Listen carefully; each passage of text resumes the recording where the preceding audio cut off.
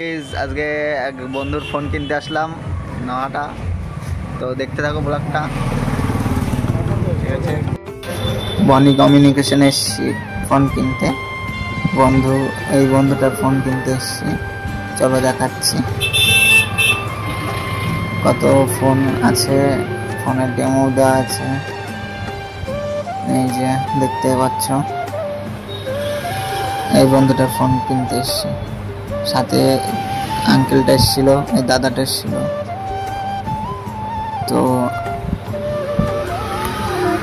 কি ফোন নিচ্ছি তোমাদেরকে বলে দিচ্ছি। ফোনের বাস্ক ওপেন হচ্ছে, তো দেখো ফোনটা হচ্ছে OnePlus ফোন। টোটাল দাম নিয়েছে ফোনটার 22,000 টাকা, 1,000 টাকা বেশি নিয়েছে, কারণ কিস্তিতে ফোন নিলে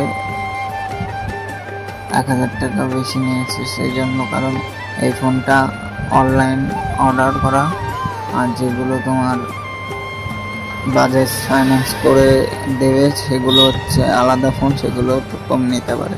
80 ওয়াটের ফাস্ট চার্জার আছে, আর যা থাকে ফোনের বাস্কের মধ্যে সিম,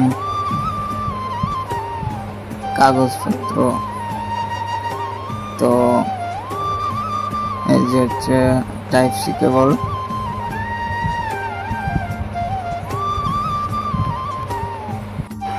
তো এই যে ফোনটার লুক দেখো, খুব সুন্দর।